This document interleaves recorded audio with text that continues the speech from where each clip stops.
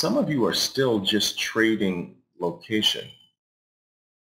Like, you think that a location is the important thing over everything else. Location is important, but you don't trade location. And I think some of you are making that mistake. You're trading a location. What do I mean by that? So what may have had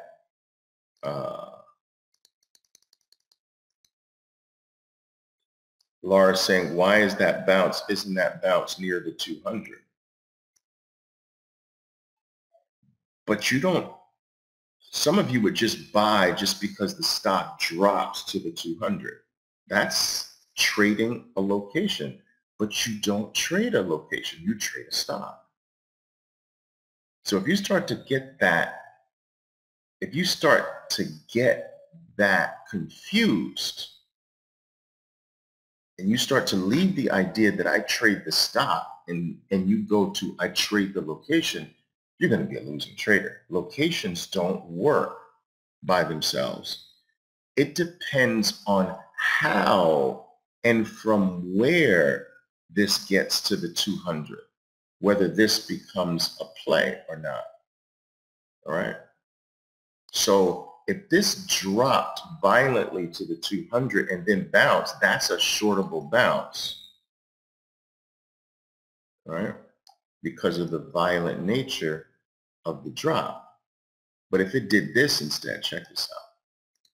So it came from here. Now that's a beautiful buy off the 200, right? Or it did this. So it did something like this, like boom.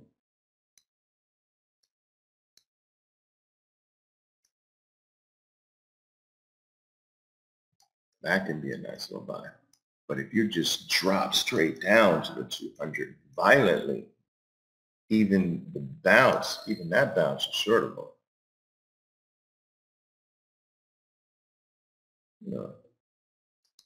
So don't confuse just the location with the stop. You're really still trading the stop. All right.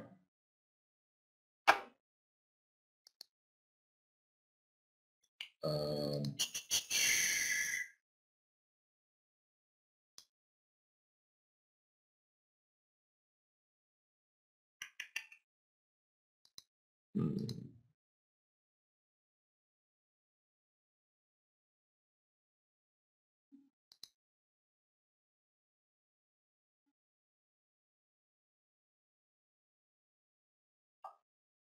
what it's, you can't rush experience. I'm aware of this.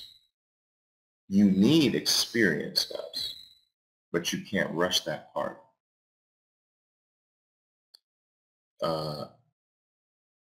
And experience is actually in your hands. I can't give you experience.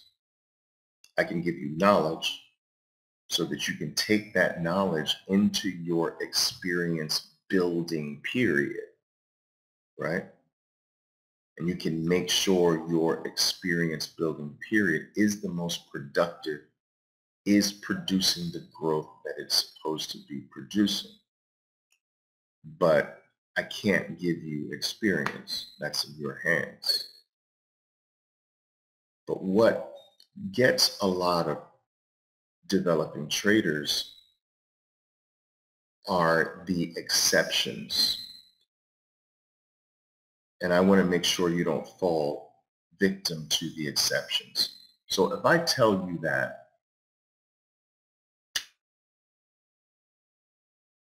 buying after a sharp decline down is a mistake, right? So here's a sharp decline down. Let me show this to you. Boom, boom, boom. Buying here is typically a mistake, right? That it's best to wait for the short opportunity and play this leg down. Okay. But, and I say that this will happen 80% of the time, that a bounce right next to a power move down, this bounce is usually a failed bounce. And I say this will happen 80% of the time. That means that you'll have 20% exceptions. You'll be able to show me bounces after sharp declines that worked. And for whatever reason, a lot of developing traders believe in the exception more than the 80%. So they place more attention on the 20% exception than the 80% that it works. It's right. I don't know where that comes from. I don't know why. Why is it that the exceptions seem more important than the 80%? I don't get it. But that is what a lot of traders do. Roku is an exception. In a way, I mean, this is a very powerful bar, so I'm okay with a trader giving this a shot on the long side because on the power of this bar. But if this bar weren't as powerful, I would not like it as a play on the long side. I wouldn't, because that usually fails. Right? The only thing that makes location disappear and everything disappear is violence. This is violent enough to just make the whole thing disappear, my opinion. But you know what I'm saying. You can't let the times that you see something not work make you think it's not valid. All right.